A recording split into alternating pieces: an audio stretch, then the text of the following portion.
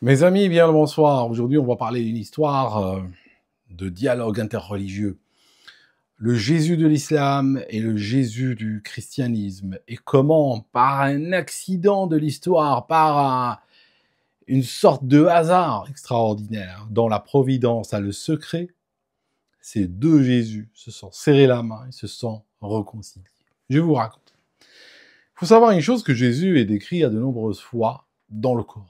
Il est décrit en des termes élogieux, bien entendu, et on va lui attribuer un certain nombre de pouvoirs quasi magiques. Par exemple, il va créer, dans un verset, je vous montre, dans un verset, il dit, je vous le dis en arabe et je vous le traduis, « Inni akhluqu lakumu min at-tayni kahay'ati at-tayr » Je vais vous créer à partir de l'argile, de la terre glaise, de la boue. Je vais vous créer une forme d'oiseau.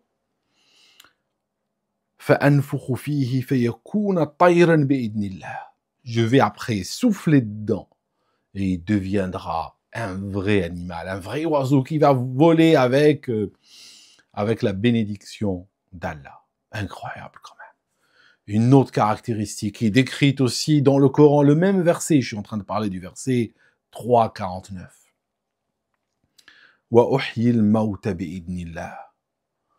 Il fait ressusciter les morts avec toujours la bénédiction et la volonté d'Allah. Il y a un autre verset aussi dans la sourate 19 qui parle, la sourate 19 parle d'énormément de ces miracles. Il dit par exemple, secoue, il parle à Marie, il parle à sa maman, il dit secoue l'arbre, secoue ce palmier. On te fera pleuvoir dessus des dattes, sachant qu'il n'y avait pas de date dans cet arbre, il ne portait pas de date. Donc on a plusieurs choses. Il peut ressusciter les morts. Il peut aussi fabriquer des formes d'oiseaux et les faire voler. Il peut demander à sa maman de secouer un arbre. Et puis ça va pleuvoir dessus. Plus il va guérir les aveugles et tout. Donc, beaucoup de choses qu'il arrive à faire. Alors, que s'est-il passé? Si vous regardez, ce qui s'est passé, c'est que pendant des siècles et des siècles, les musulmans, les chrétiens plutôt, ont dit aux musulmans, ce Jésus-là, dont vous parlez dans le Coran, c'est pas notre Jésus à nous. Parce que notre Jésus à nous, quand on regarde les évangiles qui décrivent sa vie, ben, ils disent pas ça. Donc, vous avez confondu, vous parlez de quelqu'un d'autre, vous dites n'importe quoi, et Jésus du Coran n'est pas le même que Jésus des chrétiens. Ok. On peut comprendre le différent, parce que, voilà, on ne décrit pas la même chose.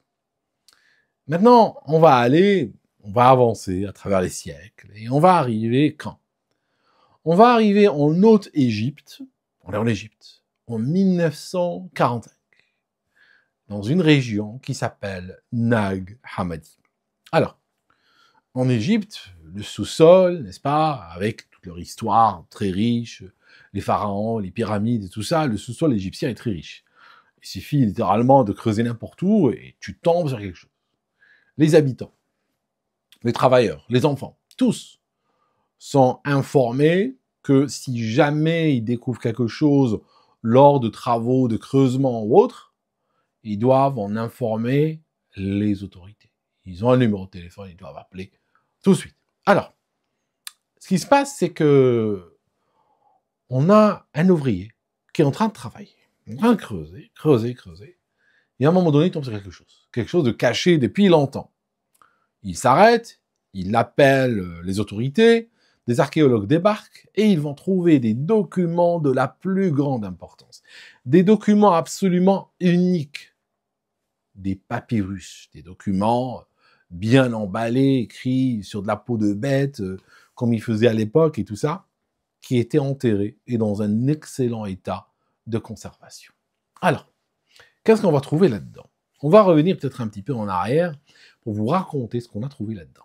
Alors, en l'an 325, ça signifie on est à peu près un peu plus de 3 siècles après l'avènement de l'ère chrétienne, on a l'Empire romain qui prend une décision, qui est la décision d'unifier la chrétienté. L'histoire est beaucoup plus compliquée, parce que la chrétienté faisait aussi face à d'autres défis, à d'autres idéologies, à d'autres formes de religion naissantes. L'islam n'est pas encore là. L'islam est encore 3 siècles en avant. Il va venir 3 siècles plus tard. Je suis en train de vous parler de l'an 325. Et donc, ce qui se passe, c'est que l'Empire romain décide d'unifier la chrétienté. Il décide de créer quelque chose d'officiel. Pour cela, ils font ce qu'ils appellent le concile de Nicée.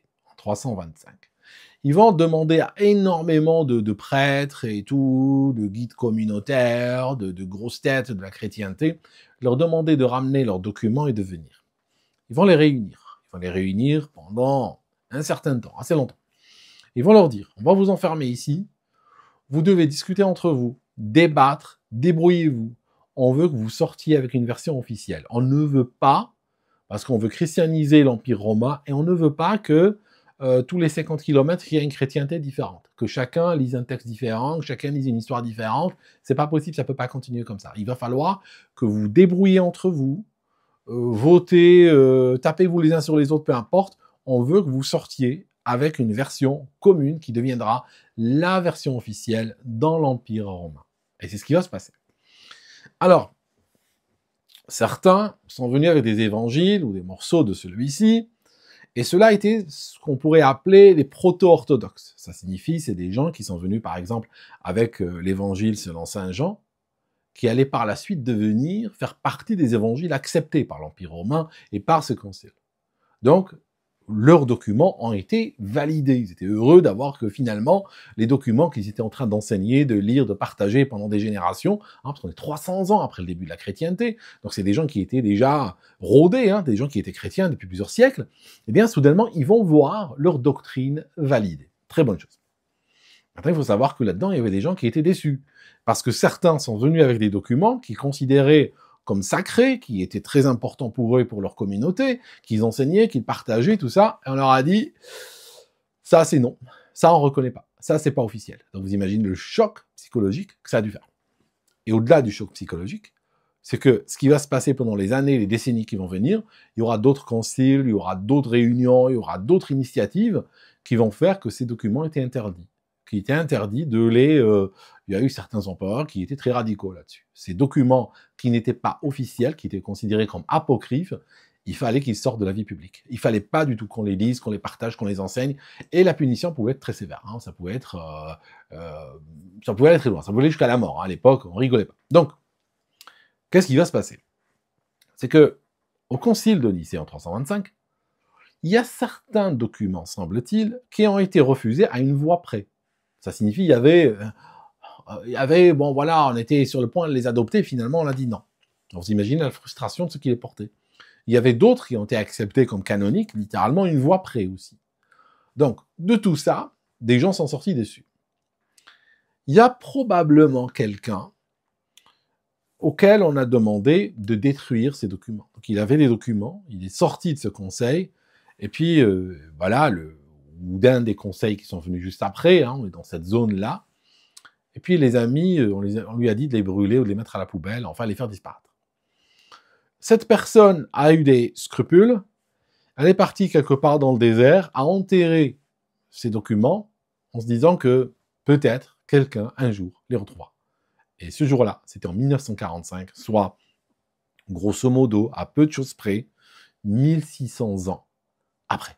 Donc, que se passe-t-il? Une fois qu'on regarde là-dedans, il y a un des évangiles qu'on appelle l'évangile de l'enfance. Parce que les évangiles traditionnels racontent peu ou pas l'enfance de Jésus. Sauf que là, on a un évangile qui raconte des détails. Et parmi les détails, il raconte quoi? Il raconte que le petit Jésus, eh bien, un jour, il était en train de fabriquer, il était dehors, en train de jouer, et il fabrique avec de la terre glaise qu'il ramasse, les enfants jouaient avec ce qu'ils avaient sous la main à l'époque. Donc, il va fabriquer des oiseaux, n'est-ce pas? Des oiseaux, sous forme avec de la terre, n'est-ce pas? Et après, comme c'était un samedi, c'était un Shabbat, donc il y a un rabbin qui passe, qui lui dit, t'as pas honte de créer, de transgresser le Shabbat, petit enfant, en fabriquant des formes animales.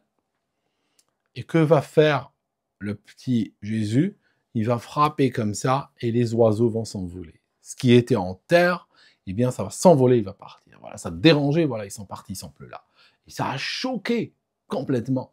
Ça a choqué ce rabbin. On a aussi une histoire de Jésus ressuscitant un mort.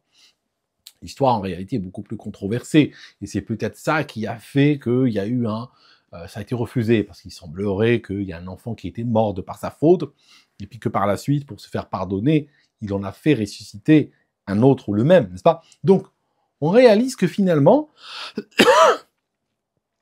les deux récits commencent là à se rejoindre. Et comment? Parce que, si on revient en arrière, la presqu'île arabique où était né l'islam, elle n'était pas influencée par l'Empire romain, elle ne faisait pas partie de l'Empire romain.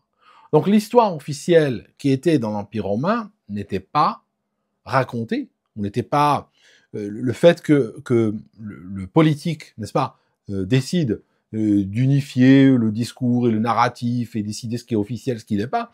Ok, pourquoi pas? Mais ça n'influençait que les territoires qui étaient sous l'emprise de l'Empire romain. Les gens qui sont à l'extérieur, ils s'en fichent des décisions de l'Empire romain. Eux, ils continuent à raconter leur narratif, ils continuent à écrire leurs histoires, ils continuent à se les transmettre. Ça, c'est le premier point. Deuxièmement, les chrétiens non nicéens. Parce qu'il faut savoir une chose, qu'il y a des communautés chrétiennes qui ont dit, et on peut en parler une autre occasion, qui ont dit cette histoire de Nicée, nous, ça nous dit rien qui vaille. Ça fait des siècles, des générations que nous sommes en train de dire des choses, partager des textes, les considérer comme sacrés, les préserver. Alors si vous croyez que vous, avec une baguette magique et des menaces et tout ça, vous allez nous empêcher de transmettre nos traditions, ça va pas arriver. Et ces gens qui étaient persécutés, ils ont fait quoi? Ils sont partis en dehors de l'Empire romain. Donc ils sont arrivés où? Chez les Arabes. Ils sont arrivés en particulier en Syrie, ils sont arrivés dans la presqu'île arabique et tout ça. Et ceci a créé donc justement un endroit où une autre histoire était en train d'être racontée. Donc, quelque part finalement, je vous disais, de Jésus se sent serrer la main.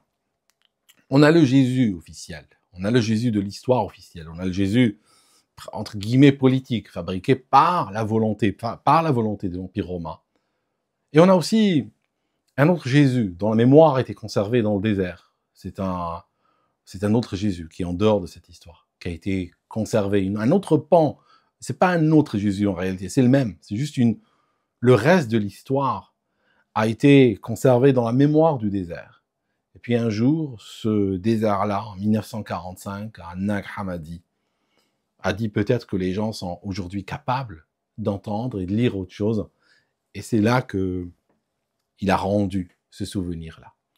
Voilà mes amis, c'était juste une petite vidéo pour vous donner la curiosité d'aller chercher dans ce sens. Hein. C'est pas une vidéo dont le but est d'épuiser le sujet, mais c'est une vidéo juste pour vous donner quelques points de référence, quelques points clés, où vous puissiez aller chercher et voir que finalement, des fois, on se bat, des fois on arrive même à s'entretuer pour des différences et tout ça, mais quand on regarde dans le détail, il y a des points de réconciliation. Et parfois, c'est des points qu'on ne connaît pas, parce que autant les documents qui étaient à Nag Hammadi, on les a retrouvés en 1945, mais il y a peut-être d'autres documents qu'on retrouvera dans 50 ans, dans 100 ans, dans peut-être 1500 ans à partir de maintenant, et qui expliqueront des différends sur lesquels nous butons aujourd'hui. C'est pour ça qu'il ne faut pas se fermer et garder l'esprit ouvert.